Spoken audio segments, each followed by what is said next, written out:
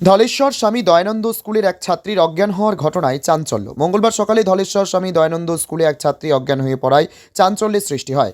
School সূত্রে জানা যায়, স্কুল চলাকালীন হঠাৎই ওই ছাত্রী অসুস্থ হয়ে পড়ে এবং কিছুক্ষণের মধ্যেই সে অজ্ঞান হয়ে যায়।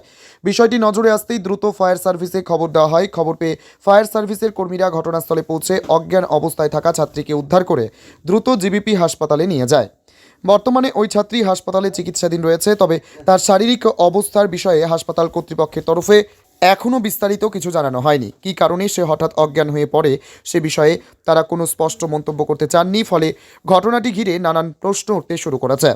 ঘটনার পর স্কুল চত্বরে কিছু সময়ের জন্য উত্তেজনা ছড়িয়ে পড়ে, অভিভাবকদের মধ্যেও উদ্বেগ দেখা যায়। প্রশাসনের তরফে বিষয়টি খতিয়ে দেখা হচ্ছে বলে জানা গেছে।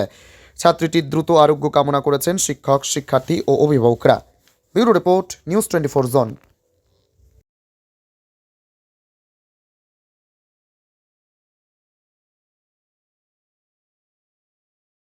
আমাদের কাছে একটা কল আসে ইয়ারএস থেকে কন্ট্রোল রুম।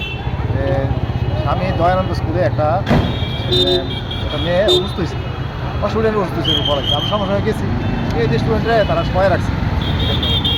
আমরা গেছি করে রিকভারি করে নিয়ে জিবি হসপিটালে নিয়ে এসেছি। কি নামটা কিছু জানা গেছে? দেবস্মিতা আচার্য, 15 বছর বয়স। বাড়ি বাড়ি থেকে কিছু করতে পারছে না। বাড়ির গার্জিয়ান আইসিডি খবর দেয়। বাবা নাকি আসছে এখন কিরকম আছে মেয়েটা?